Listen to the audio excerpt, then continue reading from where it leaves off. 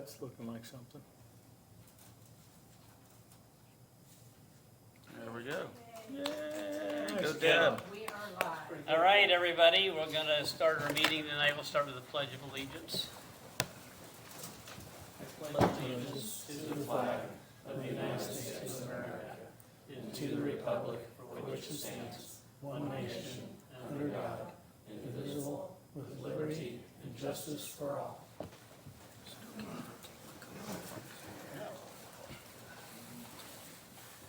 I'm John Merson, and to my far left is... BC Henshin, Vice President, BZA.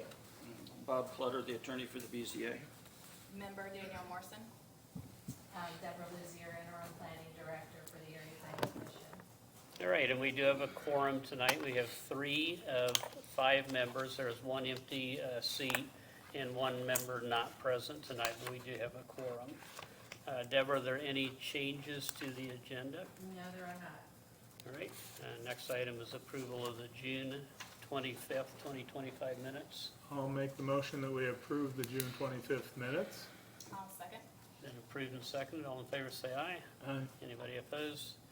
All right, so we have a couple of continued items tonight that will not be heard. So if you were here for the Elizabeth Carpenter special exemption petition 25 WO-7M-091, that will be continued.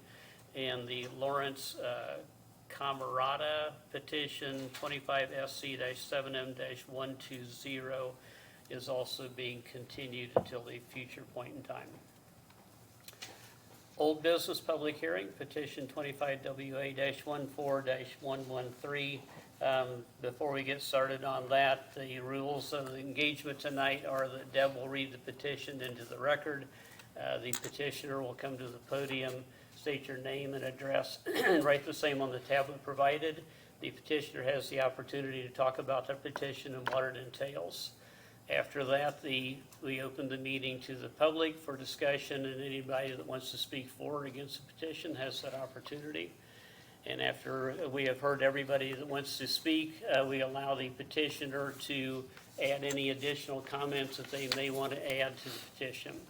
At that point in time, we close the meeting to the public and open to the board for discussion and a decision. So petition number 1. Variance 25 WA-14-113. The petitioner is requesting approval of multiple variances for a new accessory structure. 1, to reduce the required setback from 40 feet to 15 feet. 2, to allow an accessory structure to exceed the height, area, bulk, and extent of the primary structure. 3, to increase the permitted area of a single accessory structure from 3,000 square feet to 7,680 square feet. And 4, to increase the permitted cumulative area of all accessory structures from 4,000 square feet to 15,870 square feet on the property. The subject property is zoned agriculture, contains 4.83 acres, and is located at 5503 North, 500 West in Washington Township. The petitioner and property owner are James Love. Property status: the property has 7 existing structures, a primary residence, and 6 accessory structures, including a garage, poultry barn, 2 additional barns, and 2 lean-tos. The existing home is 1,794 square feet and stands 22 feet tall. The existing accessory structure on the lot totals 8,190 square feet. The proposed accessory structure is 7,680 square feet and 26 feet tall. The site is already non-conforming with regard to the size and area of the existing accessory structures, and agricultural ground surrounds the property on all sides. Proposed development: the site plan showing the proposed accessory structure in relationship to the primary residence and existing accessory structures is shown in the staff report. Additionally, the layout of the proposed pole barn is shown on the following pages. Technical Advisory Committee met on July 2nd and had the following comments. The Health Department had no issue with the addition of the barn. The septic and well are not impacted. If planning to include plumbing such as sinks or toilets, a septic permit would be required. Soil and Water Conservation District had no comments. Surveyor's office had no comments regarding the variances. The surveyor's office has worked with the Loves on a drainage plan, and the plan has been reviewed and approved by the drainage board. The highway department had no comments regarding the variance. However, if it's approved, a driveway permit will be required. If using the existing driveway, this permit would have no charge. Planning department noted the site is a non-conforming regarding the size and area of its existing accessory structures. The adjacent property owner submitted a letter stating they had no issue with decreasing the ag buffer or the size of the structure. At the time of the application, the site was in violation because of the commercial use on the lot, as explained on the following pages. At the TAC meeting, the applicant provided no indication that the existing business would be relocated or discontinued. Petition status. July 22nd, the applicant requested that the petition be continued to the August BZA hearing to address the zoning violation noted in the initial staff report. August 15th, the applicant submitted current photos of the property and stated the business had been moved off-site to a commercial property. Since the commercial use was no longer operating on the site, there would be 8,200 square feet of available accessory structure space available on site. Staff asked if the petition was being withdrawn because it appears the variance was no longer needed, but the applicant said they still wanted to move forward. No changes were submitted for the standards for evaluating the variances. Aside from the aerial photos showing the outside storage of the business's portable toilets had been removed, there's no evidence that the accessory structures are not being used for business equipment, material, or storage. In addition, the business website still shows the operations are being conducted at the same address. With regard to the zoning violation, the applicant originally applied for a building permit for the proposed structure so that he could expand the business. Staff verified the property was zoned agriculture and had no record of any zoning change or BZA decisions that approved the property for commercial use. Furthermore, the structure was not designed to the commercial building code for occupancy. Staff let the applicant know that the property was in violation and declined their building permit application. The property owner has now come forward with the variance application stating that all of the existing structures and the proposed structures are exclusively for personal use. The aerial map provided by the applicant is several years old. In the staff report, we have aerial photos from 21, 22, and 25 that clearly show the growth of the business over time. While the applicant lives on site, the primary use of the property is a commercial business for portable toilet rental and storage known as Anytime Outhouse. The hyperlink on Google Maps goes to www.anytimeouthouse.com that says it's a family-owned and operated business providing bathroom solutions across Midwest Indiana by delivering top-quality portable toilets and dependable service to a variety of different locations. Staff drove past the site earlier last month and observed dozens of portable toilets stored on site, multiple tanker trucks, numerous shipping containers, flatbed trucks, and approximately a dozen vehicles. This observation suggests that the business is still in full operation. Based on initial conversations with the applicant and the evidence above, the proposed structure is for the purpose of expanding the illegal commercial business being operated on the property. It's staff's opinion that the variance application was not submitted in good faith as a request for relief from the zoning ordinance for exclusively residential use. Therefore, it's staff's opinion that the BZA should not act on the variance request until the zoning violation has been remedied. With that recommendation, due to the identified zoning violation and the failure to meet any of the criteria to justify the variances requested, staff recommends that the BZA deny the variances. Okay, petitioner.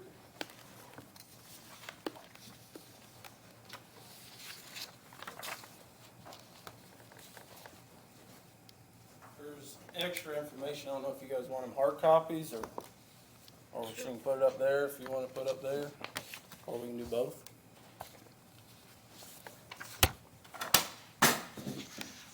Sorry. That's all right. There's no penalty for that. You just state your name and address and write it on the pad.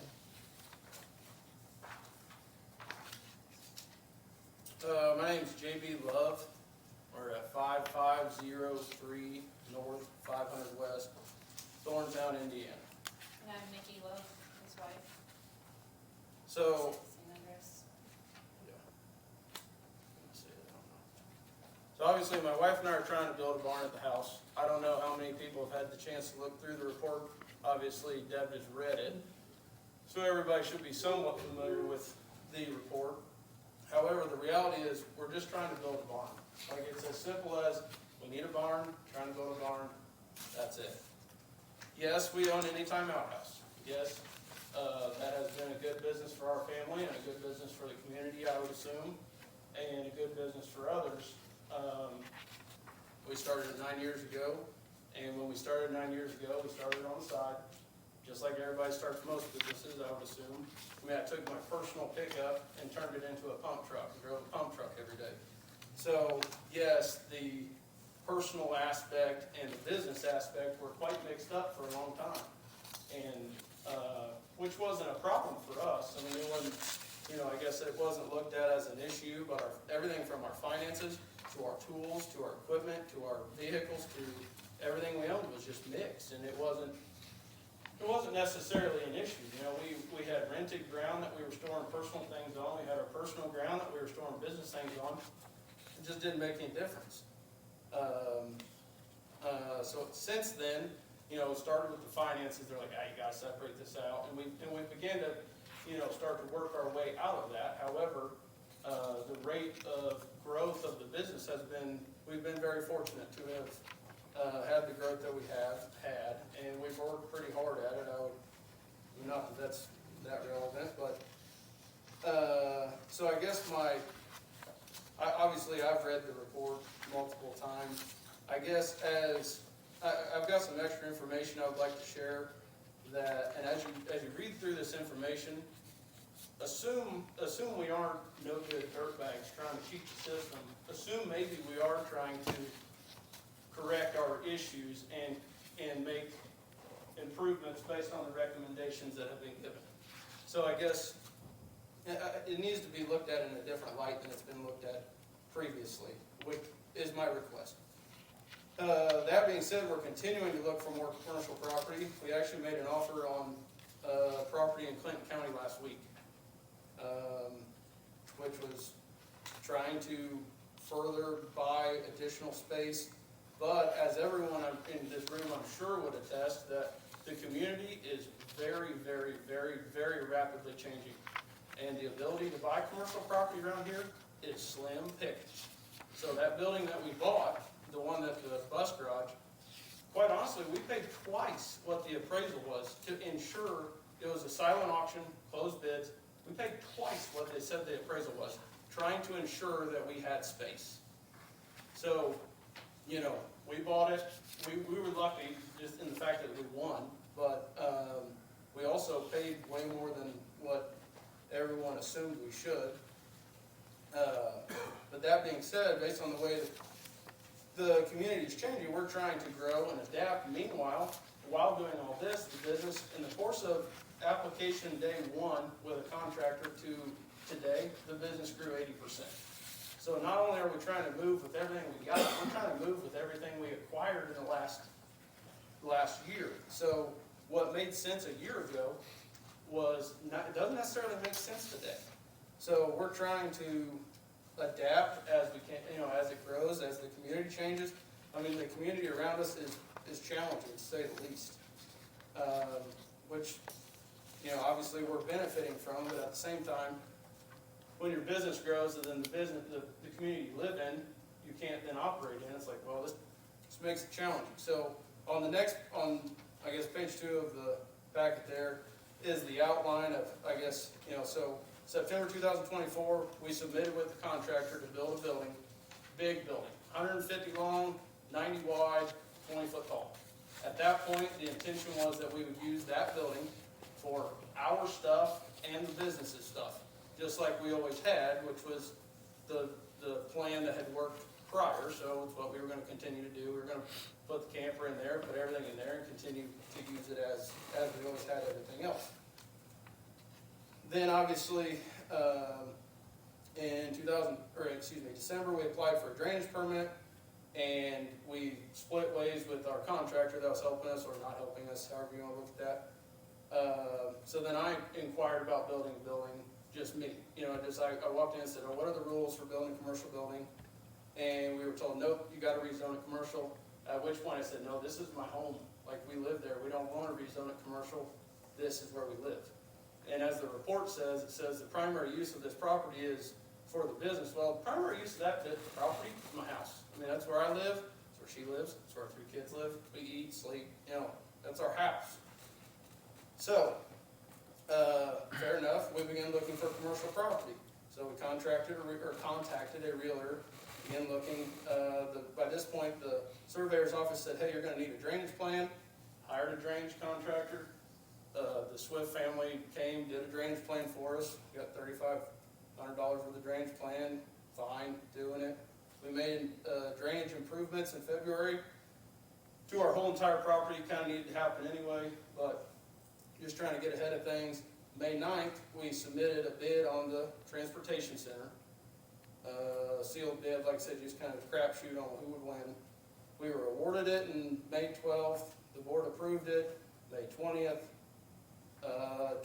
May 23rd, we received the permit from the surveyor's office, at which point I knew we had to have that first before we could apply for the building permit. So once we had that, I also knew we had just one bus garage. I'm like, all right, we can move our stuff. Now we can move forward and proceed as building a building for ourselves rather than, and if we need to separate everything, if we need to bring the personal stuff from a rented lot, from my parents' house, from my grandparents' house, from everywhere, if we gotta separate it all up, we'll separate it all up, but I still need more building for it. So then, submitted the application in June. July, we went through all the processes, provided all the required documents, required anything that was asked of us. We went ahead and delayed it because when we purchased the transportation center, they told us it would close in the middle of June. Well, it didn't, which is not that big a deal. We didn't think, we were like, that's fine, we're operating now, we can make do. So, we delayed it to allow us time to then move all of our junk from my house into the transportation center. So, we finally closed on August 5th, per the school's timeline, whatever, not a big deal for us. August 15th, then at that point we had everything cleared out. So the next page would be the sign in the front yard currently that indicates that we've moved to the new address.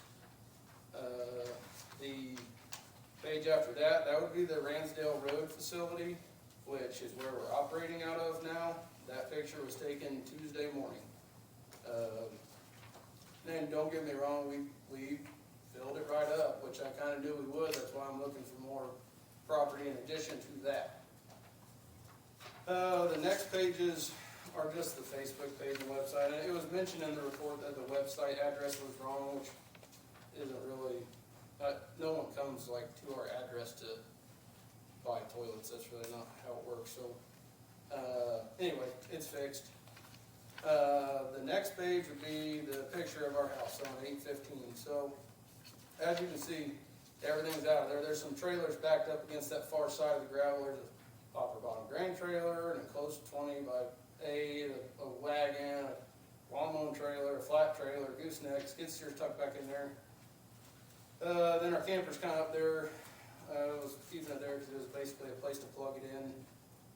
There was power there for an old pump. But anyway, that's beside the point. There's no good place to keep that bad boy at the moment that has power close to it. But anyway, regardless, there's a few more pictures of the house.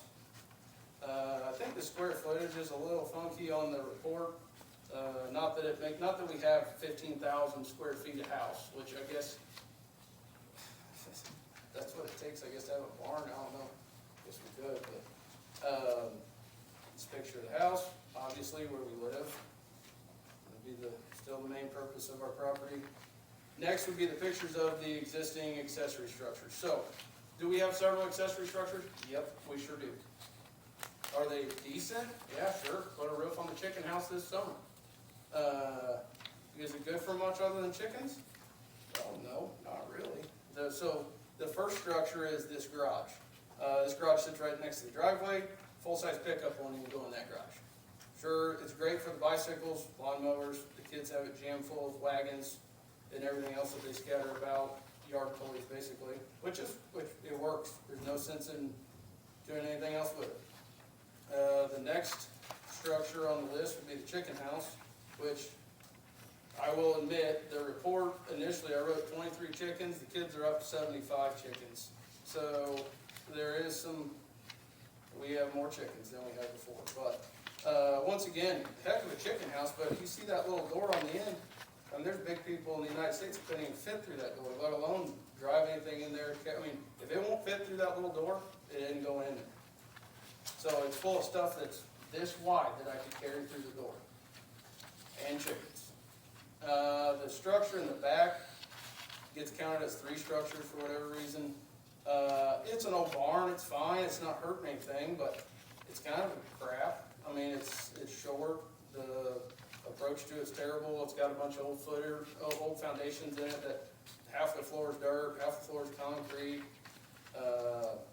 I mean, I guess you could drive a pickup or 2 in there, I suppose, but you have that one sliding door, so you can't get into the sheds, you can't, I mean, its usability is very limited. There was an older gentleman, actually, that was there the other day, and his exact words were, yeah, all those old little junk-ass buildings aren't worth a damn for anything. And I said, well, I'm with you, but they rack up square footage, so, you know, that building right there racks up 21, 30 if you put it all together, so all these little cruddy buildings add up to 3,400 square feet. Well, it's fine, I don't begrudge it, but you also can't put a camper in there, a trailer in there, a truck in there, none of the stuff that it'd be nice to put inside. The next building on the list is a nice building. We've spent a lot of money fixing this building. It's got new sheet metal, it's got a new concrete floor in it, we insulated it, it's got new lights. I mean, everything's basically new except for the poles, and some of the bottom of the poles are new. But at the end of the day, that on the next page it shows that overhead door in the end, that thing is still only 12 feet tall. Doesn't matter what you do, those walls on that building are 14 feet, and by the time the trusses are in there, you cannot get, I mean, even the guy that did overhead doors even tried to get us more overhead clearance, but just can't be done. There's, you know, by the time you have 14-foot walls, and you gotta put the equipment in there to run the door, you're just kind of tapped out at 12 feet. The next page there would be the camper with its specs. That's where, I can't get this in any of the buildings. There's no way to get this in the building, and that's why the building we're requesting is a decent sized barn, and I would never deny the fact that it is a big barn. And do I need 100% of the square footage that's in there? No, I don't, not right now. But I'd be foolish at 33 years old to build a barn that was maxed out. I mean, why would I build a barn that maxed me out for all the crap that we have at 33 years old? I've got kids that are 8 and down, or 8, 6, and 5, or 8, 6, and 4, or wherever we're at. They change constantly. But 9, 7, 5, there you go. They're starting 4-H next year. What I'd like to do is use that old back barn like it was intended originally for livestock. And there's gymnastics equipment in my living room that I would love to have out of the living room. But instead, they're flipping and bouncing and beating off the ceiling and doing all kinds of stuff in there. If I had a place to put it, I'd put it.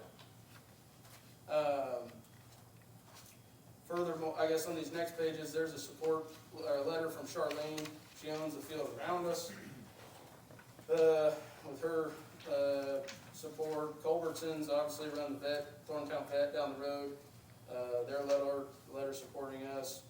Ironwood Farms is across the field from us. They would be in support. Chris Collins is in support. He's down the road. He's unable to be here tonight. Kurt Gregg is in support, but had to go to a football game. Judy Cox is in support, but had surgery and wasn't able to attend. So I guess I would stress the fact that, yes, we have a successful business over here, and yes, they were once mixed, but we have separated them. We put a lot of effort and time and money into separating them, and now we still would like to have a building for our home. And I get it, there's a lot of square footage there already, but a lot of stuff we have won't go in there. And I guess I've never heard anybody anywhere say, man, I just have too big a barn can't fit all my, everybody else says the same exact thing. They said, oh, should have built it bigger while we were building it, should have built it bigger. And I'm trying to get ahead of this, so I'm not back in 2 years saying, hey, I'd like to add on to the edge of my barn, hey, I'd like to do more with this. I'm trying to take care of what we need now, give ourselves a little room to grow as a family. And I can only assume, I mean, heck, my daughters think they're getting horses. I mean, I'm not so sure they're getting horses, but they're not getting horses. But there's a lot of growth yet to happen in our family that I'm confident will be in the outdoors. I mean, we got one junky TV in the house. Our life is lived outside.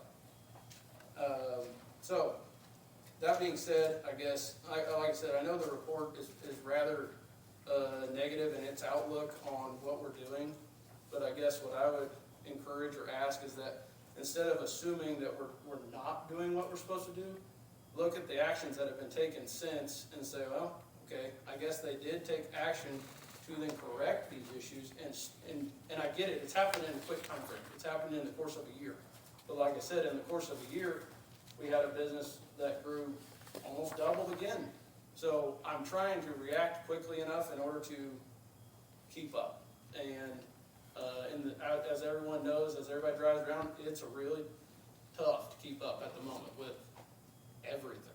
So I guess I'm just asking to build a barn, put a camper in, put our stuff in, but to allow room for growth for our kids to continue to do extracurricular activities and things that require space.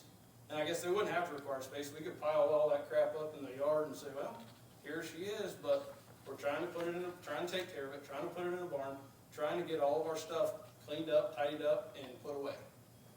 And that truly is our intention. I know the report may be written otherwise, but I can assure you that is not. I mean, we are genuine in the fact that that is what is happening. We are trying to build a barn to put all of our stuff in, as well as grow a business simultaneously in a area that's challenging at the moment, but we've done it. So I guess I'll leave it at that, and I appreciate everybody's time and consideration, and there you go, it's over. Whistle blow. We had nothing to do with that. No, thank you. All right, this is the opportunity for anybody from the public to speak for or against this petition. Go ahead, or not. Okay.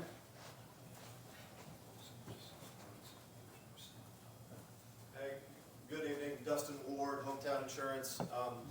I've known JB and Nikki for a fair amount of time here. I'm their current insurance agent.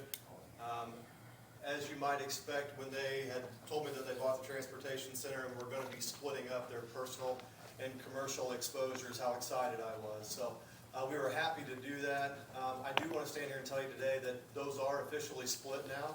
So as homeowners at this residence is currently insured as a personal residence, no longer a business, and that his business is now located down the street. So I at least want to give that factual evidence. I think a lot of the stuff that was previously, or why it was previously denied, was based on that being a commercial exposure there, as well as other insurance companies not insuring the property for being a personal residence due to the exposure there. So, yeah, I just wanted to give that information. So, thank you. Thank you.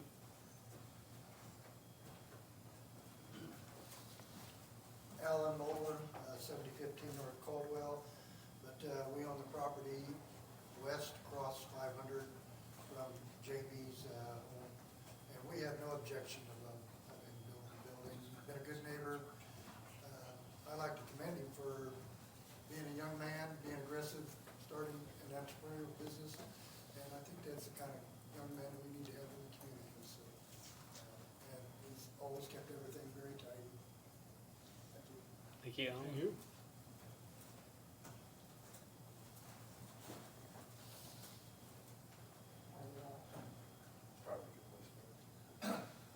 Todd Bird, president of Home National Bank. I've known JB, I did a mortgage on JB's house before he owned the business. I've been with him since the business started, financing the growth, and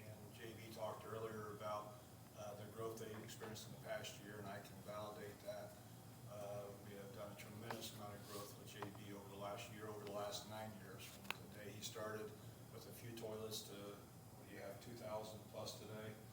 Yeah. I mean, tremendous growth. Also, JB talked about the business. When he did start, he still works with Wilhelm Construction. This was a part-time job that he started with. And so when we first started doing business with him, it was a merger of business and personal. But over the last year and a half or so, we've worked hard from a banking perspective of separating everything out from the commercial side to the personal side.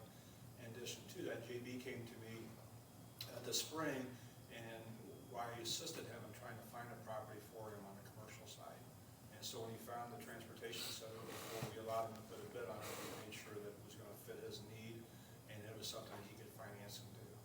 And that's worked out well for him. And so from a banking perspective, I know it has nothing to do with the building of a barn, but from a banking perspective, we've been very pleased to be with JB from the beginning.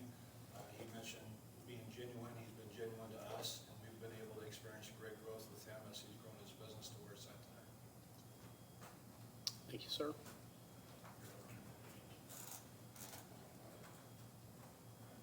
I'm old from last Ron Merrill.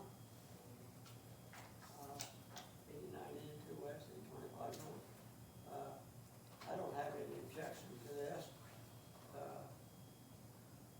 I guess if I'm around it, if I'm Charlene Hackett's ground, and it's all right with her, and if it's gonna hurt anybody, it's gonna hurt me.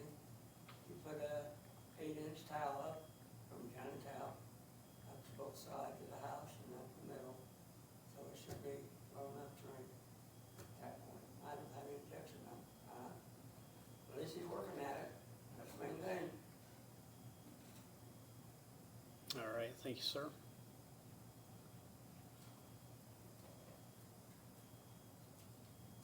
Can't talk right, so. Is that right?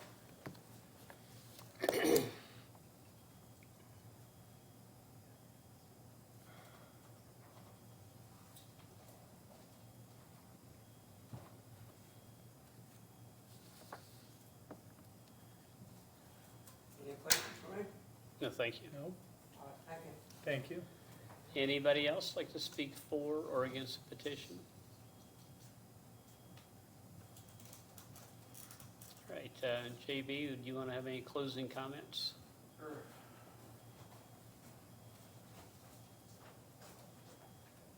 Mostly, I just want to say thanks for everybody that came. Obviously, we've got a lot of good neighbors, a lot of good people within the community that we do business with, and I appreciate them all. I mean, they've all taken time out of their Wednesday evening at 7, which I'm sure they could imagine lots of other fun things to do today, rather than come here and speak on our behalf, but I appreciate it very much, and hopefully it works, I guess. I don't know, other than that, I appreciate everyone's time, and see what happens. All right, Thank you. thank you. All right, at this point in time, we close the meeting to the public and open it to the board for discussion. BC, you want to go first? Sure. I have a complete different feeling about this than what I came into the meeting.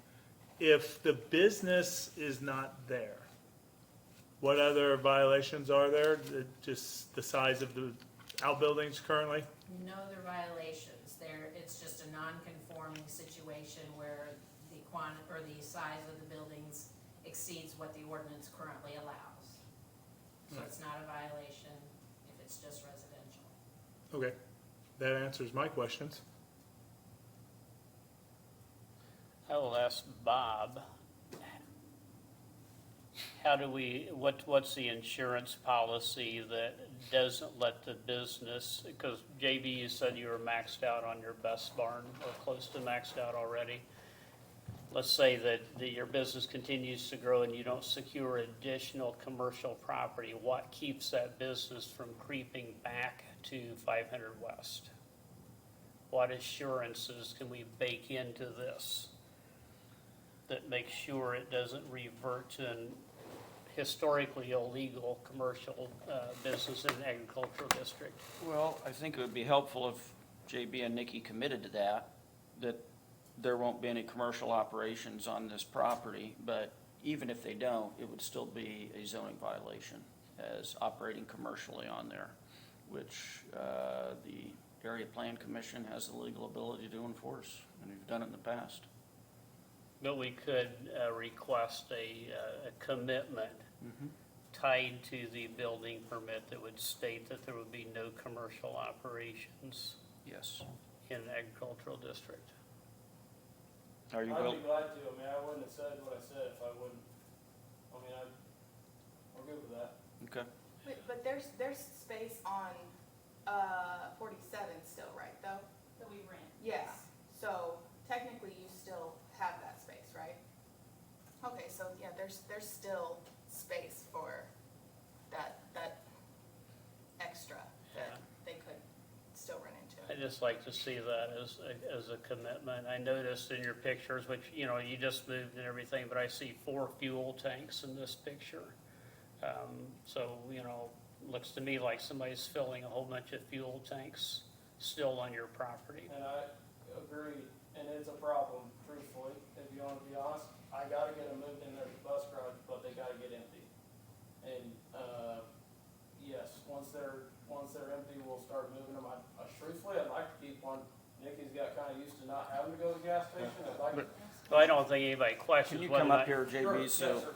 I don't so think the anybody mic's picking up? questions whether or not you can have a fuel tank on your property. I don't think that's the issue, but if you have 4 of them lined up, it certainly Right. looks like Nikki drives a lot. She does, drive back and forth to Indy, but yeah, some of those need to go into the bus garage.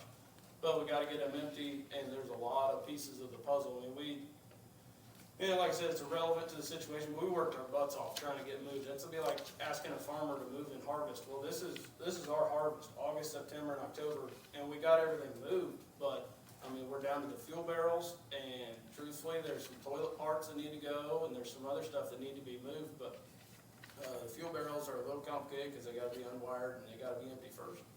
So we've got a couple of them empty, and so we'll get them moved out, and we'll probably leave one for Nikki, but, we'll get some of the fuel, we'll get the fuel moved out of there, and I have no problem, guaranteeing that we won't creep back in, and, we have made a very conscious effort over the past, well, or a few weeks, not to be there. And I have instructed all of the people that work for us, which is a circus in itself, to, stay out of there. That's not, and they were used to reporting there for work every day, which, like I said, worked in the beginning, and it's just evolved into where now it really doesn't. And truthfully, we needed to move anyway. So the rules are kind of now being imposed on us, but at the same time, there was days our barn lot was gridlocked. You go out there in the morning and you can't figure out who you're supposed to yell at first because they're all plugged up. Well, it's kind of everything happens for a reason, I guess, and God put us where He put us in at the right times, but it was time. And I guess that, Deb kind of lit the fire, and like, okay, well, maybe we do need to reevaluate. Maybe we need to find commercial property, because at this point, building a structure here that will do both, we can no longer do both on 5 acres. The kids are getting bigger and wilder, and Nikki's scared to death. They're gonna get, they're climbing on top of everything. They're in the middle of everything. The dogs are in the middle of everything. So it did need to be separated. So, I guess it all happened at once, but, we agree. Yeah. I think your success story is really awesome. I don't think there's anybody that would say that anybody has worked as hard as you and Nikki have as starting out from, creating a business and getting where you're at today. I think that's pretty awesome. But the fact remains that you were, past tense, operating a commercial business. But there's no shortage of commercial businesses in an agricultural district. But you reach a size limit where you're kind of bringing attention upon yourself, which is what happened in this case. So Yeah, and that's where I think probably some of my comments to Deb were taken negatively, and I'm not saying, I'm pretty blunt, and I get it, at times I maybe should sugarcoat things a little bit. Nikki would be glad to vouch for that. But, at one point I said, well, we're gonna keep operating there. I can't just pick it up and move it tomorrow, so yes, the response I gave her was, yeah, we're gonna keep operating there. Now, I didn't necessarily mean indefinitely for the end of time, but it wasn't like I could just show up the next day and say, hey, everybody, we're out. you know, I had no place to go, so we bought the bus garage in that same time frame, which has worked great, and then we're working on buying another property on 52 up in Clinton County, and we've made offers on that. Hopefully that will pan out, because that'd be another great spot to expand. Danielle mentioned the property at 47 and 65. I may be a dummy, but I can only assume that's on the chopping block. It already changed hands once, and they paid dearly for it, and now the rent has changed drastically. And if I think I'm gonna operate there for the rest of the time, I'm crazy. I'm not. I gotta get out of there too. He's not said that, you know what I mean? But I'm smart enough to look into that crystal ball and know that it ain't long. And so that's why I'm working as aggressively as I can to find property elsewhere to then give us breathing room at the bus garage and eventually have a backup strategy for there. Now that spot is handy as heck for where we're at, but it's a matter of time. It's a matter of time, and whatever I want to do there will not be peanuts compared to, I mean, pumping toilets is decent, but it takes a lot of money to make $108,000 an acre. We can't pump that many toilets. I mean, we could, but gosh. You may be, you don't wanna sell yourself short, so. But I mean, the foreseeable future, I mean, we have to continue to find other spots. But that being said, I underestimated just how difficult it would be to find anywhere to operate. I mean, if you gotta be sneaky snake to the max right now to find something in Boone County that someone will sell you that either has, is either branded commercial, or excuse me, zoned commercial, or has building space, storage space, anything. There just flat out is nothing available when you're competing with, you know, these multi-billion-dollar companies that can come in. They don't bought the big spec building out there by the Kentucky Fried, or whatever, Beefaroo, the old Kentucky Fried Chicken. They bought a bunch of buildings in the industrial park. I mean, I know I don't have that kind of cash to throw around. I mean, $750 seemed like a lot on an old bus garage for 4 bays and some parking lot. It was good, but we will have to continue to look elsewhere for more more space where we can grow. Okay. I don't have an issue with it, with what you've presented. My preference would be that we included a clause that clearly stated there was no commercial operations on the property. But You're good with that? You said you were fine with it, so. Yeah, I mean, I wouldn't, like I said, I haven't lied about anything getting here, and I don't plan on starting lying now. So, I mean, yeah. If we could elaborate on that, I would assume that means no equipment storage inside or out, no vehicle storage, no employee parking, et cetera, just for clarification, inside or outside. I would agree. I mean, there's gonna be times when you might have a pumper truck sitting in your barn Yeah, lot I mean, I still because drive by the house. because you same. drove it home for lunch or something like that. But I think if the casual observer drives by and sees a lineup of employee vehicles and toilets stored outside and pumper trucks, et cetera, anything that smells, can I say that, smells like a portable toilet. The fly count is down at home, I can promise you that. The fly count is not near what it was when all the toilets were there. That's pretty wild. It's like having a feedlot, so. Yeah, I think that makes sense. Danielle, what do you think? Yeah, I mean, this was absolutely fantastic. I mean, it was very sufficient to explain everything. So, yeah, I think it's absolutely fine. I have no problem with it. I would, in this case, it sounds like you're unanimous, suggest a motion with the conditions Yeah, stated in the staff report, plus the additional condition Yeah. of no commercial storage or operations, employees, et cetera, on the site. Yeah, I will make a motion to approve petition 25 WA 14-113. How do you want me to say that? With the exception of no With the commercial storage. condition of no Yeah. commercial With the use or condition storage. of no commercial use or storage on the And obviously, gooseneck trailer, we got a hopper bottom grain trailer sitting right there. Yeah, but now, that's. That's Yeah, agricultural. agreed. Just ag. Yeah, Just that's. trying to That's ag. cover my bases, I've been run through the ringer, so we'll. Yeah, no, that's. I don't think it's been that, it hadn't been that bad, has it? It's a non-residential item. Yeah, just things that are Okay. not your personal items. Yep. Yeah. I'll second that motion if that's the proper wording. He shakes his head yes. All right, it's been appropriately moved and seconded. Any further discussion? If not, all in favor say aye. Aye. Build away. Thank Enjoy you your very barn. much, we appreciate it, and I can think about something else now. I appreciate it. Thank you, and thanks everybody that showed up and voiced their opinion. All right, next petition is, Special exception and variances, file number 25JA 7V-140.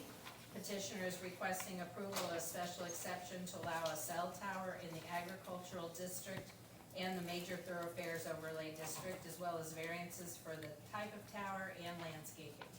The subject property is zoned agriculture, contains 10 acres, and is located at 2371 South State Road 75 in Jackson Township. The petitioner is AMG Technology, and the owner is Darrell Fields. Property history, the 10-acre property has an existing residence on the south side of the parcel. Additionally, the property falls within the major thoroughfares overlay district for State Road 75. The proposed structure is a 150-foot self-supporting telecommunications tower on leased agricultural land and will serve as critical infrastructure to deliver high-speed internet access to surrounding rural areas. The applicant has negotiated the land lease and obtained the property owner's approval. The tower will be built on a 20-foot cement pad and will house an associated operations cabinet. After installation, the site will be unmanned and will not have hours of operation or generate traffic. No previous construction permits exist for this location. Agricultural and residential uses surround the property. The Technical Advisory Committee met on August 6th and had the following comments. Health Department had no issues with the special exception or the variances. Soil and Water Conservation District said as long as the structure follows the Ag Buffer guidelines, the Boone County Solid Waste Conservation District has no comments or concerns. The surveyor noted if approved, a drainage permit is required. All drainage requirements of the ordinance and technical standards will need to be met. Highway Department had no issues with regard to the cell tower or the variances, and Planning Department comments were addressed during the pre-application process.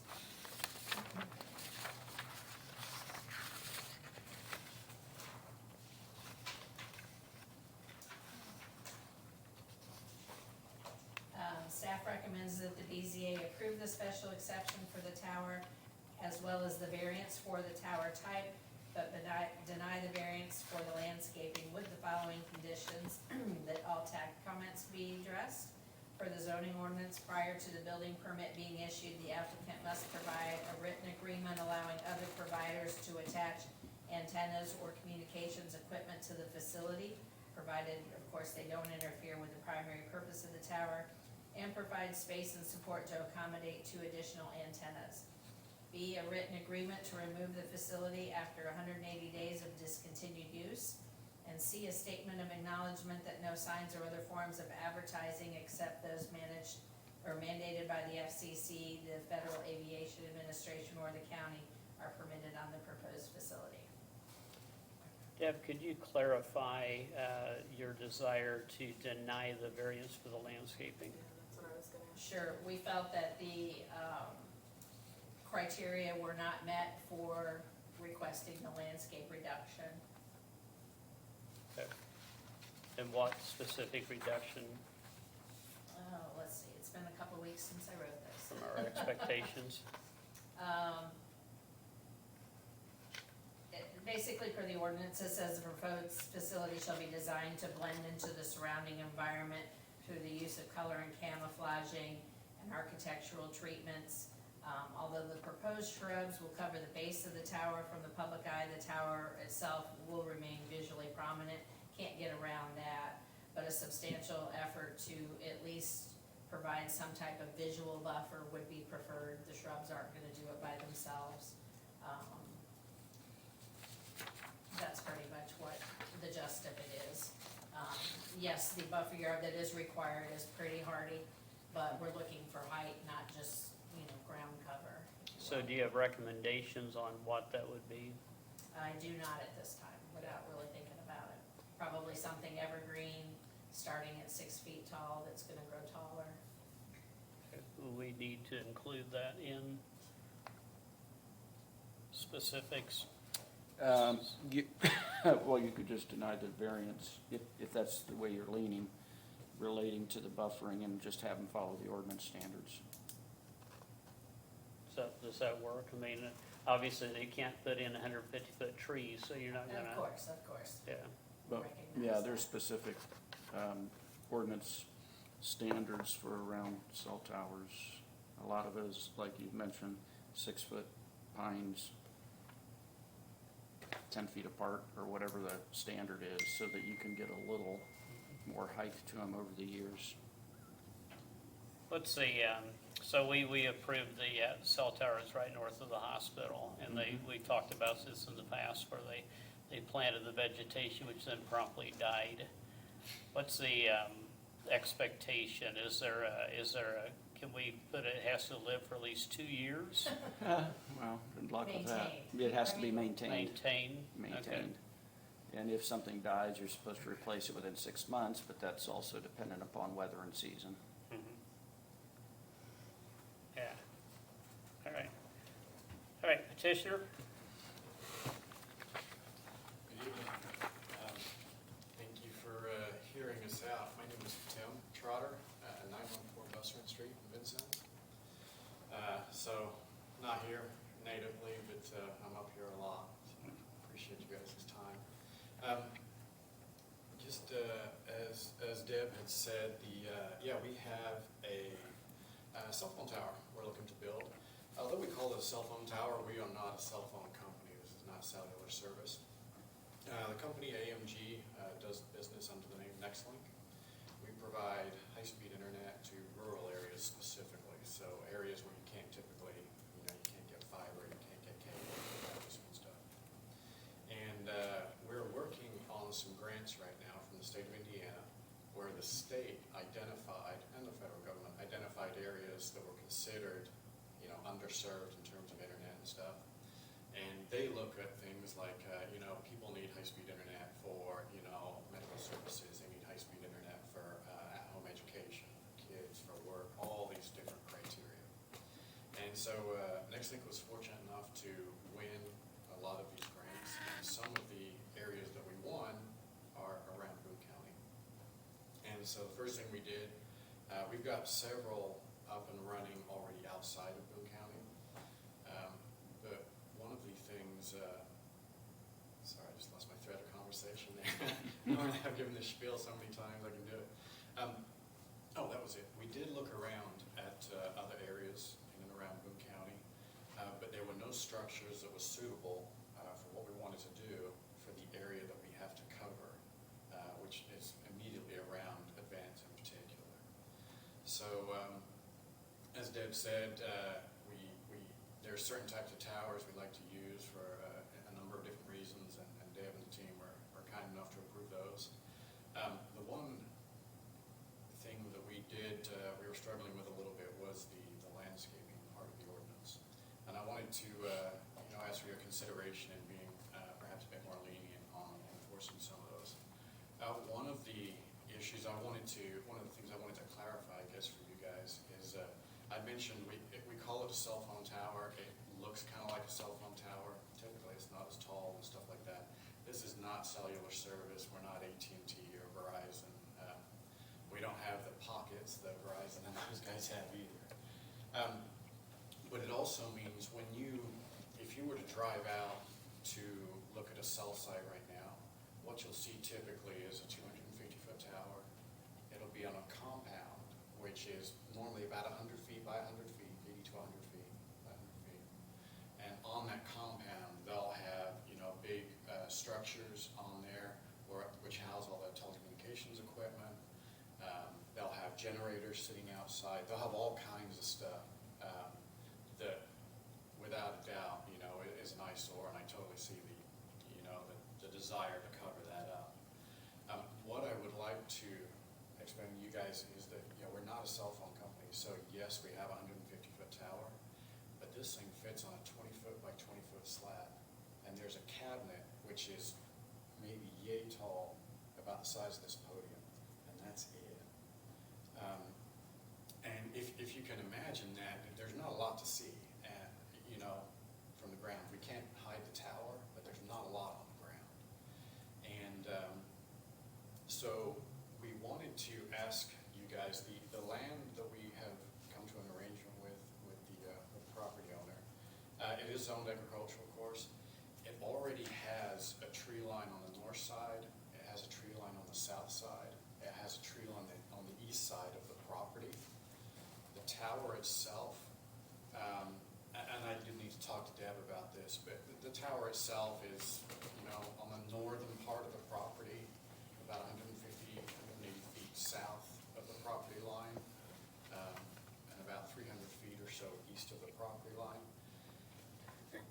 We said the ordinance, I think, calls for quite a lot, which, you know, I get, and some of the things, for instance, it says, you need to have this many large trees, and the large trees, some of the, I went to Circle City Trees, just I happened to be passing and talked to the guy, and some of these trees, well, when they mature, they'll get up to like 80 feet tall and so on, but the canopy size on them is like 40, 50, 60 feet, some of them, when they get large, you know?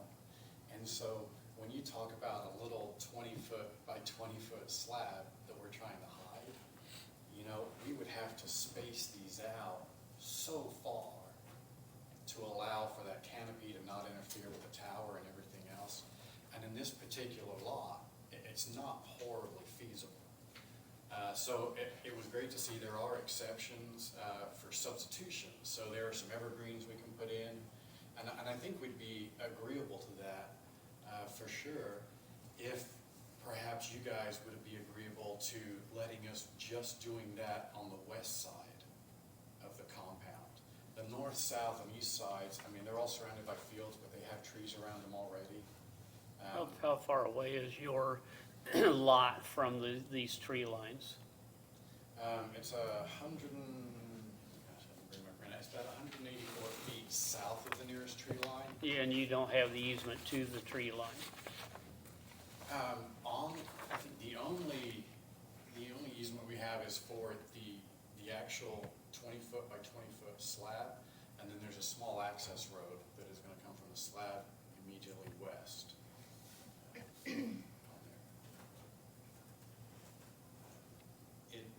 You're renting Yeah, and that's 400 square feet. Yes, that's the other thing. I'm glad you brought that up. That's the other thing, is that when I read through the ordinance, it does make sense if we're purchasing, like we actually did this down in Knox County.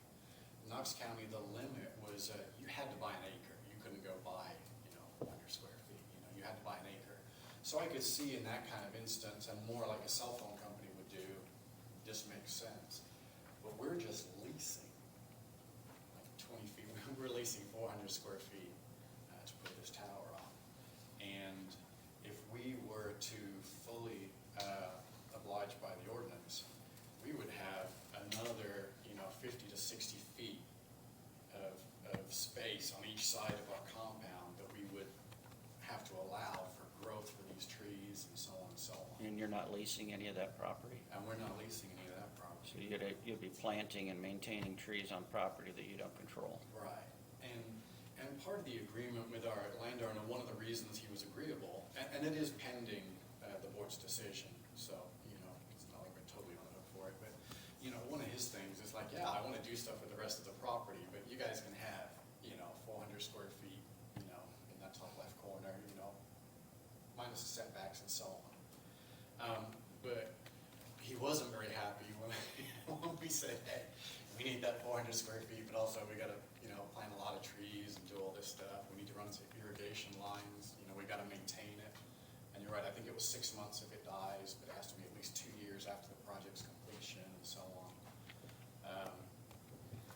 And so, again, like Deb said, the shrubs that we put on there, what we proposed was to say, instead of putting all the trees up and everything else, would you let us put up some shrubs around the perimeter? We'll put the shrubs all the way around, but the shrubs are not gonna have that huge canopy size. They're still 5 feet or so tall. They're gonna cover the cabinet, they're gonna come up to just a little bit below the fence.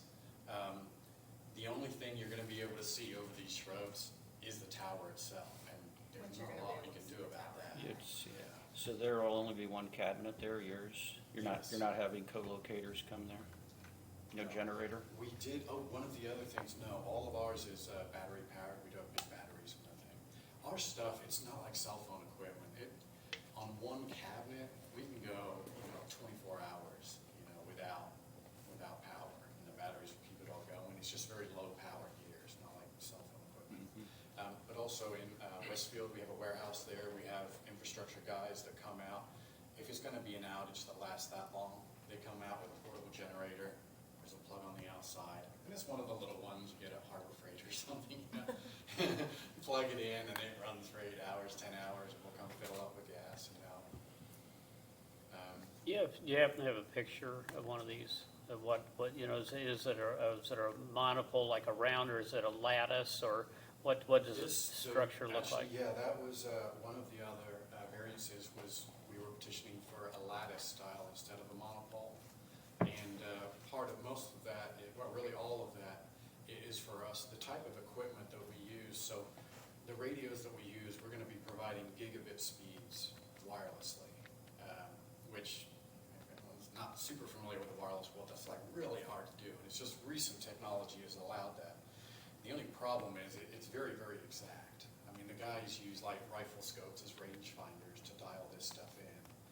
And what we found, aside from the guys don't like climbing monopoles, the monopoles tend to rotate and move a lot more than the lattice style ones do. So we try and use the lattice style ones whenever we can. Are there any guy wires associated with this No, sir. system?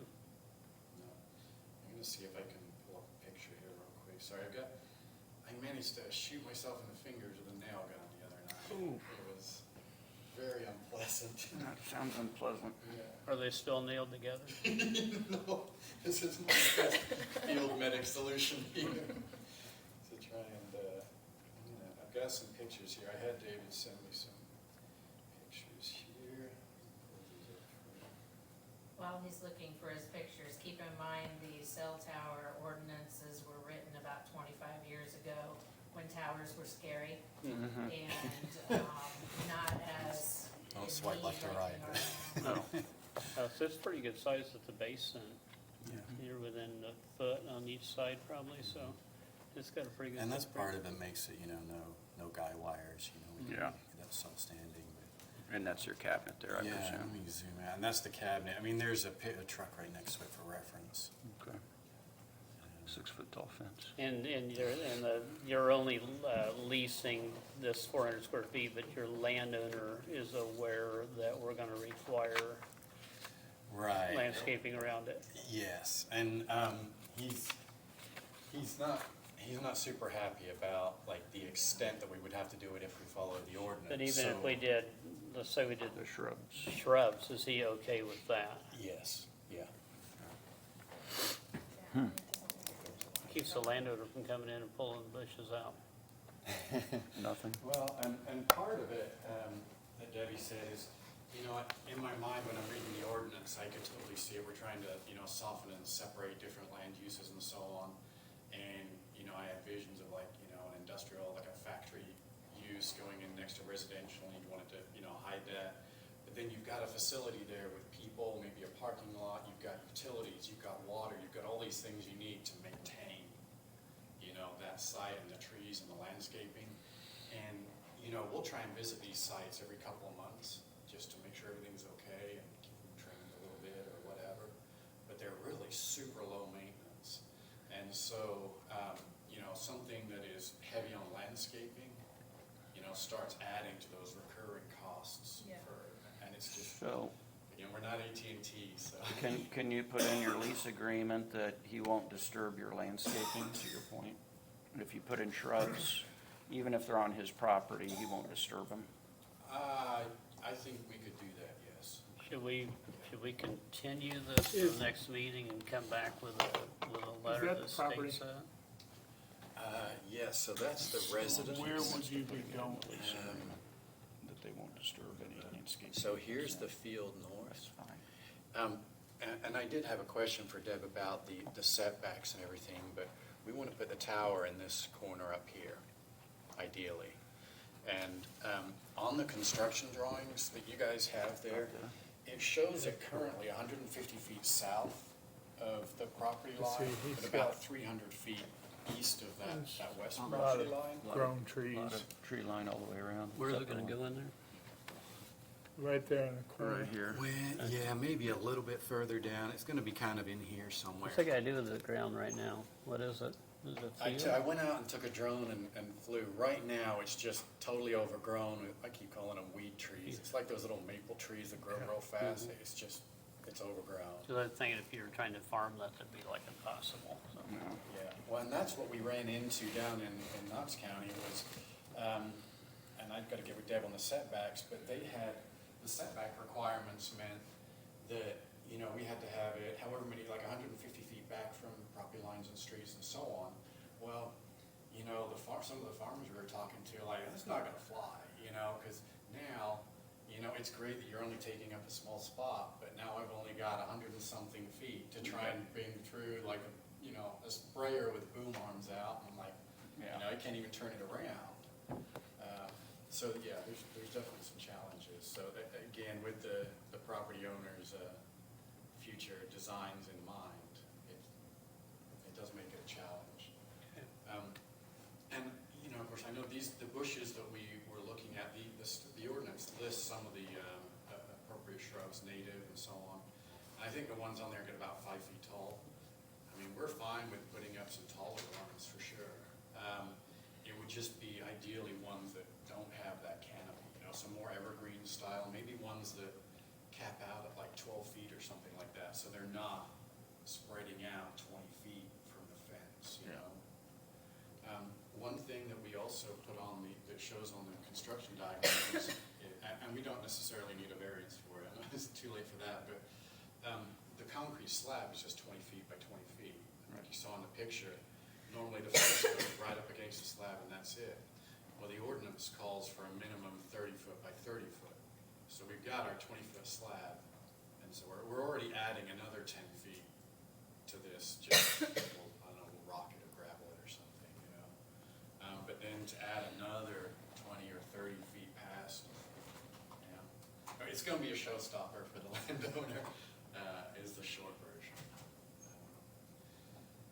So that's a horribly long-winded way of saying that's our ask, is if we could just put some, you know, 10 to 12 foot evergreens or something just on the west side of that compound, so that when you're driving past, you're gonna see a tower, but you're not gonna see anything else. Right. And, I mean, if it would be possible to get an approval with that as a condition today, I think we'd be agreeable to that for sure. If not, we're certainly willing to come back, it's okay. How ready are you? I mean, if you get your approval, are you starting? Or do you have to get other? The last permit, we've got everything else, drainage permits, all that stuff. The last one we're waiting for, which was the highway guy, I can't remember his name, but the highway guy, it was our NDOT permit. So they're in the process of doing that, but they're pretty familiar with it. We have to do that down certain roads. You have to, NDOT says it has to be like concrete, you know, for the next 10 feet off the road. So we're working on that part. And then your building permit. And then the building. Yeah. Yes. So we are ready to go.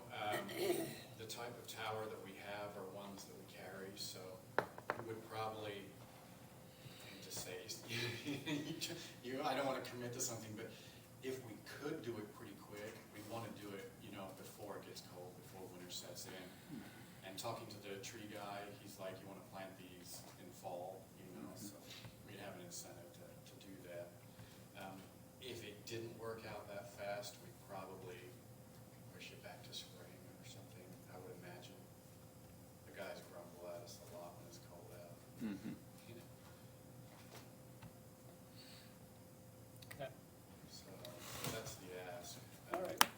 anybody here to speak for or against this petition?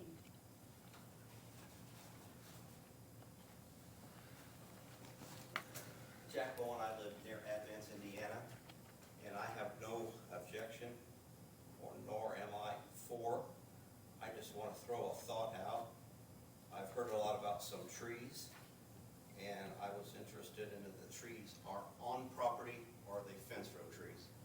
Because if they're fence row trees, depending on the gentleman's agreement you have with your neighbor, it might be as simple as the trees on the right are my responsibilities, and the trees to the left are your responsibilities. And I could come in and cut down all the trees to the right if I wanted to, and they're gone now, if they're fence row trees. But I have no objection, other than I just wanted to throw that thought out, because I know we've talked a lot about these trees. Okay. Anybody else want to speak for or against it? Do you have any closing comments or anything? No, other than just appreciate your time and consideration. And of course, we do see the need for the ordinance. Just asking for a little leeway on this particular design. Yes. Okay. Thank you. Appreciate it. Thank you. All right, we'll close the meeting to the public and open to the board for discussion. Danielle, what do you think? I mean, seeing as how that really just is that one, single box under there. I mean, I personally feel like shrubs that are 5 or 6 feet tall would probably be fine. So, aside from that, I have no questions. I think shrubs on all four sides. I don't Yeah. want to Yeah. weigh in on the, like Jack's point, making the assumption that a fence row is going to stay a fence row because. Right, yeah, so I would want the shrubs to be All four sides. surrounding it, yeah. You see? That's the same, I mean, if we can kind of mask the chain link fence sitting in the middle of ag land, that's helpful, but so what do we need for a petition? What wording? Well, I think that's kind of what he already had in here. He said 4 shrubs per side of the fenced compound. Yeah. I think we would probably just wanna mention how tall we would want them. I would just, in that case, make your motion to approve the special exception, approve the development standard variance for the ordinance, but condition it upon 6-foot, 8-foot shrubs, whatever your height requirement is, on all 4 sides of the compound. And the agreement with the landowner. In the agreement with the landowner that he won't disturb them. Yeah, and, I mean, I guess they don't necessarily have to start out at 6 foot, but if you can get I them mean, 5 foot or so and get them. 6 feet, 8 foot, so you're, Yeah, I mean, Do that. okay. yeah, we just wanted to And if that's a be able to cover that. deal breaker with the landowner, then that's for you to work out. It's not our Yeah, if that's challenge. a deal that we'll find somewhere else if that really is a deal breaker. If it's like I mean, high that's kind of speed, what I'll we're doing. raise my hand. I might want a high-speed tower on my property. We approved a tower just west of Dover a couple of years ago that's never been built, so I don't know what became of that. That was a cell tower, though. Mhm. Yeah. Yeah. All right, All right, motion, so I'll make the motion that we approve 25 JA 7B 140 for the special exemption and the overlay district, but we are requiring on the shrubbery variance to have a minimum of 6-foot evergreen shrubs around the compound. Well, yeah, they don't necessarily have to be evergreen, but just shrubs, yeah. We good with that wording, Bob? And the landowner has to, And a commitment that the Commitment from the landowner landowner. won't disturb the shrubs. So everything that we just laid out is what I am putting a motion out. very concise motion. Exactly. I don't know why Bob doesn't just write this so that I can read it off. I'll start doing that. That's good, man. I will second that very concise So motion. that perfect motion. All right, and then moved and seconded, all in favor say aye. Aye. Anybody opposed? All right, Thanks so much, guys. Appreciate you're it. welcome. Just, I did have, one last thing, maybe for Debbie, there was, I don't want to take up people's time in the meeting. There were some not discrepancies, there were some conflicts maybe that we were looking at in the ordinance versus, like the overlay part of it and that kind of stuff, that may give us a bit more flexibility in like moving that tower a little bit closer, so I thought maybe We can definitely talk look about at it. that. Yeah. It would still be absolutely within the guidelines, of course, but I know the property owner. She Yeah, has that's- discretion to, That's something you guys yeah, they work can out. work out Yeah. that. And thank you so much, guys. Great. Thank you. All right, next petition.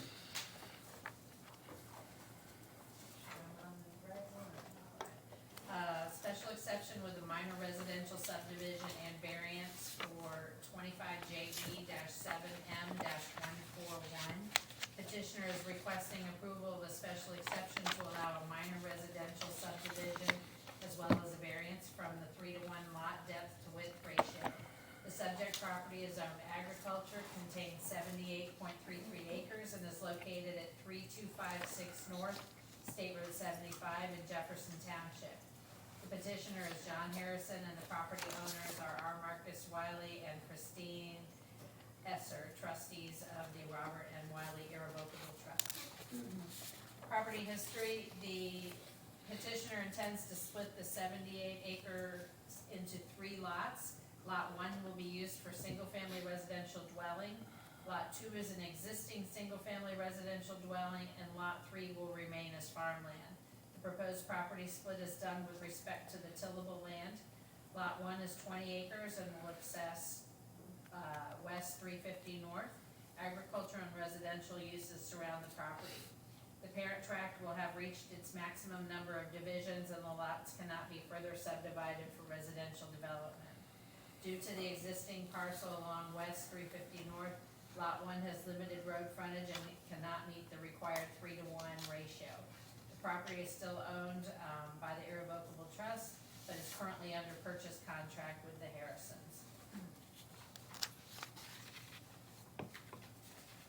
The Technical Advisory Committee met on August 6th to review this petition. The Health Department had no issue with the special exception for the minor plat. A soil report was conducted for Lot 1, and the soil borings are suitable for an in-ground septic system. A perimeter drain will be required due to the seasonal high water table. Lot 3 will not be for residential development. Soil and Water Conservation District had no comment on the special exception. If it is not built on the hill, they do not recommend having a basement on the site. The surveyor noted the first floor elevation of the home needs to be 15 inches above the center line of the road. Plans show the driveway for future home lot will cross Harris Legal Drain open ditch. Landowners will be required to have the stream crossing structure engineered and approved. Applicant should look at the size of the bridge that is located downstream at County Road 350 North. The crossing will have to meet all local and state requirements. No structures or plantings are permitted within the 75-foot regulated drainage easement measured from top of bank. If outletting to the ditch, the last 20 feet needs to be solid with an animal guard. If the special exception is approved, any building put on any of the lots would need to file for a drainage permit. Highway Department noted that a driveway permit will be required since a change of use is being proposed per the requirements. All drainage improvements necessary to maintain a positive flow is the sole responsibility of the permittee and shall be completed as part of the driveway permit. Per ordinance, a 40-foot right-of-way conveyance is required to the width specified in the thoroughfare plan because of changing the use of this property. Planning Department noted that language should be added to the plans regarding the right to farm and the prohibition of any further subdivision of the lots created.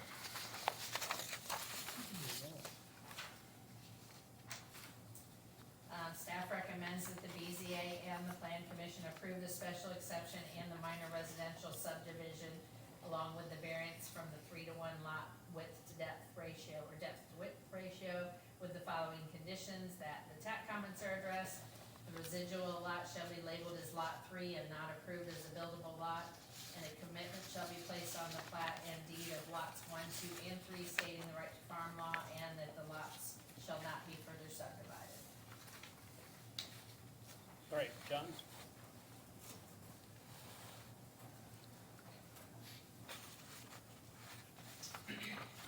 John Harrison, 413 Cardinal Drive, Jamestown. Really just asking, just, everybody probably knows, we sold the wedding venue, bought a house in Jamestown, same as kind of JD, just, we have 4 kids, and just bought the Wiley farm, and just wanted to get back out in the country again and build a house back out in the country, just so the kids can run around again, so just trying to get a plan started. Or is it like proximity to babysitters? It's close, isn't it?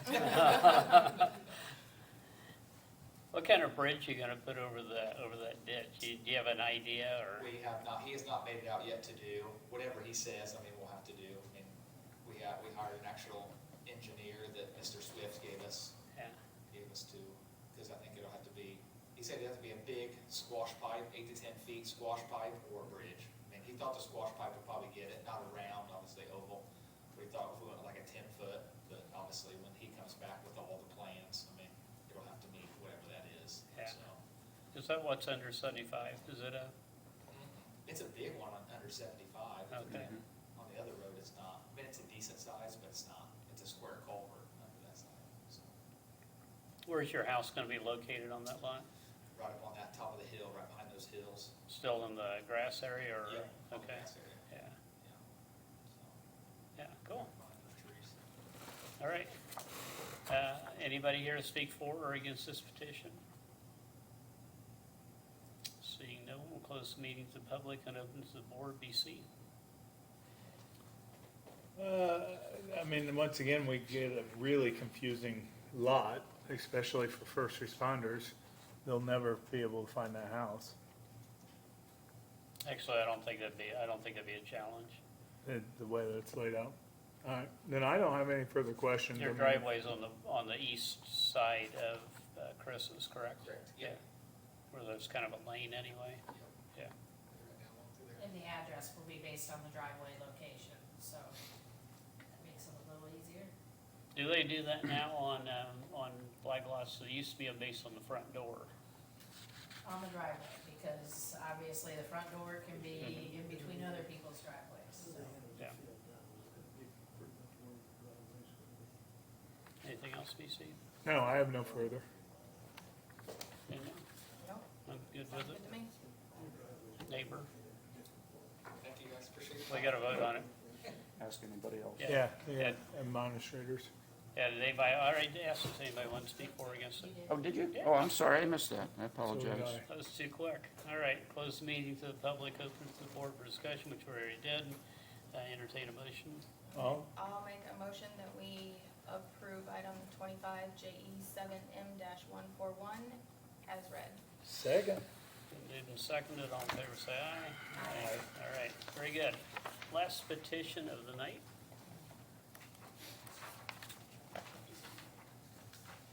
All right, special exception with minor residential subdivision and variance for 25 JE 7M 145.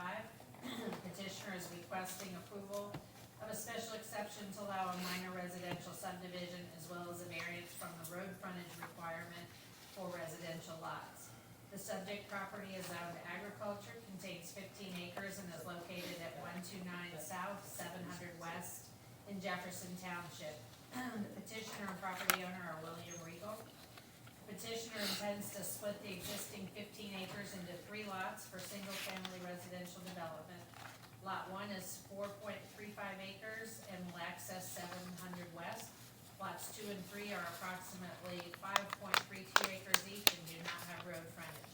Given the existing parcel layout and limited road frontage along 700 West, the proposed property split will eliminate road frontage for lots 2 and 3, preventing them from meeting the frontage requirement of the ordinance. As shown on the plat, all 3 lots will be accessed through an access easement. The Martin legal drain runs along the eastern boundary of lots 2 and 3 and agricultural and residential uses surround the property. The Technical Advisory Committee met on August 6th to discuss the petition. Health Department will need soil tests to determine if the 3 proposed lots are buildable. An outlet for the perimeter drain will be required for each lot. Since then, the Health Department has received those and signed off on those soil tests, so those are good to go. Soil and Water Conservation District had no comments on the special exception, but said that when the residential property is built, a basement is not recommended.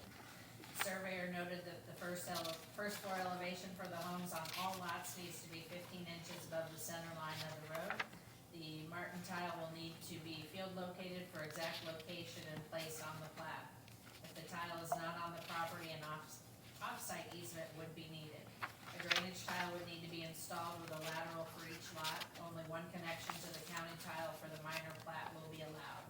The surveyor's office will need to be contacted for inspection of those connections. This tile needs to be installed before any drainage permits for any of the lots will be approved. Basements are not recommended, and if the special exception is approved, a drainage permit will be required for each lot prior to getting a building permit. Highway Department said a driveway permit will be required since a change of use is being proposed per the requirements. All drainage improvements necessary to maintain a positive flow is the sole responsibility of the permittee and shall be completed as part of the driveway permit.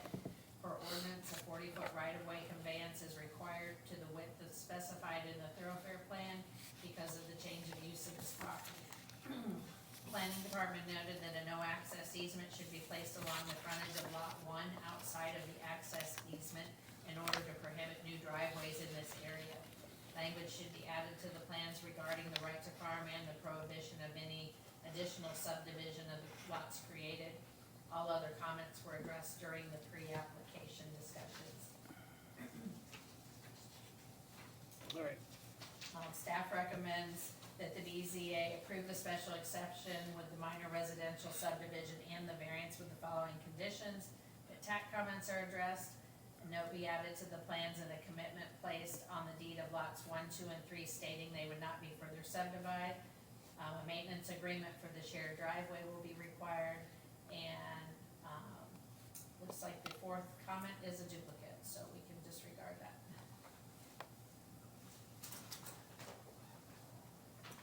Thank you. For the record, Mike Andrioli, 1393 West Oak Street. I'm representing Military Regal. They're here tonight to listen to the proceedings. Staff report, I think, laid it out fairly well. All of the conditions are already existing on the plat.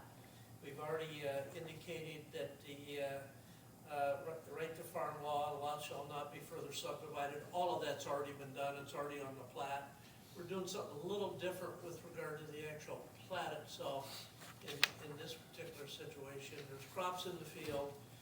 We've located where the swale is. We know pretty well where the tile is, but we can't pick it up and expose it because there's crops in the field. And Mitchell farms it, and we're not going to be putting in a home site and damage the crop situation or dig up the tile right now. We're clear it's going to be on the property, but that'll be done as part of the platting process, and we're not going to go through the plat until Carol has an opportunity to make sure the tile's there and the tile drains there where our connection's going to be. So from a platting standpoint, we're going to make sure that the plat coincides with when the crops come out, and we can actually get plat approval at that. It won't affect the special exception, but it will affect when we get plat approval.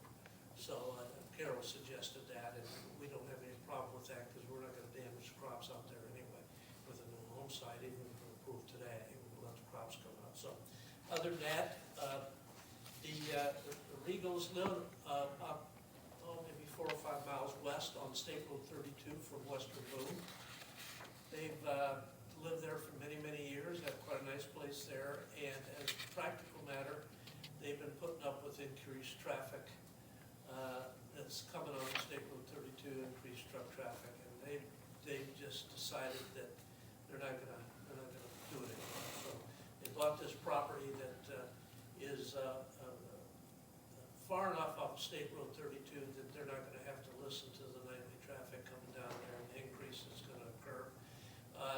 plans are, Mr. and Mrs. Rico are gonna build a house there. One of their kids is gonna build a house on one of the other lots, and we don't know what they're gonna do with the third lot, but that's their plan, future plan for living on this particular piece of property. There aren't any topographical features or drainage features, it's not in the woods, so there's not any of those issues. Soil reports came back perfectly, and so it shouldn't be any problem with regard to going ahead and building on this particular site, not keeping any homes there. Thank you. All right, thank you. Is anybody here to speak for or against this petition? Seeing no one, will close the meeting to the public. Open it to the board for discussion. I do have a question, Deb. Do we have a standardized language for shared driveways on the maintenance agreement? No, Is that just up to the petitioner to come up with whatever they want? yeah, we usually let Mr. Bob there look it over if we have questions. Do you have one currently? Wonder if we should have. I'm sorry? Do you have the shared driveway documentation already worked out? All that Typically, the lawyer information's on drafts there. them and they There's send two them to ways you me, do but this. You do it they're pretty simple. You do it by way of commitments, not commitments, but covenants and restrictions, that if you have a subdivision, you use those to formulate this. We usually don't do those for minor plats because, especially in this situation, the applicant owns it, is gonna live on one of the lots, one of the family members is gonna live on the other, so you don't really need a lot of building requirements and limitations, BC, with regard to that. So we actually put it right on the plat itself. So the plat itself has shared driveway language, all of that is on the plat itself, which is recorded. As I said, the other ways you do it, covenant condition restrictions, they're separately recorded and they cross-reference. I kind of like it better on the plat itself because usually when you get the plat, you get all of the plat. You don't have to go and get a set of covenants, conditions, and restrictions and read those separately. So, and have it cross-referenced. So all of that's already on there. And they'll have an opportunity to make sure that all of the T's are crossed with regard to that, because we're not coming up next week for plat, because we're gonna wait till the crops come out in order to make sure that tile's open up. Carol has an opportunity to take a look at it. No further questions for me. Danielle? Yep, no, it all looks good to me. Okay, I have nothing. I'll make a motion that we approve 25 JE 7M 145 as presented. I will second. It's appropriately moved and seconded. All in favor say aye. Aye. Anybody opposed? It's only three of us, so I don't think there was, so I think you're good to go. See you, Jerry. And then we have staff report and director's announcements. None. Bob, you casually mentioned at the end of the RDC meeting that there were pending zoning requests for Not pending. There's, potential. Can you flesh that out a little? well, so we did have a meeting with the redevelopment commission, and there is a potential multi-use development that's in the county, but it is over by the business park, kind of on the south side of the new Lilly Foundry site. They are not ready to file for rezoning yet. They're still working through some possibilities for utilities and that sort of thing, but that's a site that they're, Which new site? it's over on the west side of the Lebanon, So west it's like side, the one on Lebanon Business Park. 32? Yeah, the foundry, the Lilly Foundry site. They've had other inquiries, but nothing hard and fast. This is one that is, they're starting to try and close the loop on that, but they're not ready to file for rezoning. She did send me an email with our new rezoning request form for the plan commission and said, is this the correct form? I said, yeah, it is, but they're not that far yet. They still have to work out utility issues. And Is it a PUD or what does mixed use sound like? not mixed use, it's multifamily with amenities. At least I don't think they're gonna file for a PUD. I think you mentioned light industrial in your aside comment. That was one of the original inquiries. Apparently, the new data center is encouraging some of their vendors to locate close to their site over off 32. And they said they've had a couple calls, but nothing more than that at this point. Who's they? Oh, I'm sorry, the Boone County Economic Development Corp., the Boone EDC. They've had some calls, inquiries, where exactly is the land, things available, what's the zoning out there, all those types of things. But I was just trying to give everybody a heads up that things may be percolating. The multifamily project, I mean, if everything goes according to plan, they might file something November, December for you guys. And about the same time at the redevelopment commission, I would think. Without getting in the weeds, would the intent be to tap into Lebanon's water? Yeah, I was gonna say. I don't, remember we I'm had sure it would have to the be. gallons of water that we're anticipating to need versus the gallons of water So that the they said we first, have coming. yeah, the first million There gallons. is a disparity, isn't there? But yeah, The first million gallons is at MGD. The line is supposed to be, the water is supposed to be available by January of '27. It comes in 3 different phases. The second phase is really big. It's like 12 or 13 MGD. And that's gonna be the following year, and then the final phase the year after that. So January of the next 3 years, roughly, now starting in between- '27. Between the data center and now the hospital and then all these homes, I mean, do we know where we're at as far as I- needed gallons? I certainly don't know that. I mean, that's a city question, but when those 3 lines are finished, so what I've been told is early '28, they'll have 25 million gallons a day, which is about 3 to 4 times Lebanon's current total capacity.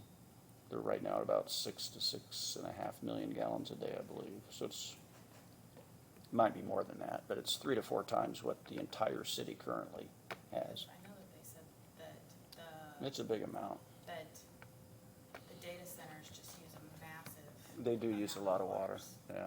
But I mean, those are all Yeah. city of Lebanon and Lebanon Correct. utilities questions, but that's just what I've been told. I just, I don't recall hearing an actual water usage number being said at their approval meeting the other night, so I didn't know if anybody else had heard I haven't heard, no. them say how many gallons. Something else you don't hear is, what are you doing with that water when you're done with it? Mhm. Nothing's been mentioned about that. They don't have the capacity to, Maybe not to, not to do 25. not to treat it, Yeah. yeah. And that's, again, that's all just Yeah. from what people have told me. Anything I'll make else? Motion to adjourn. Okay, very good. Thank I'll you, second. everybody.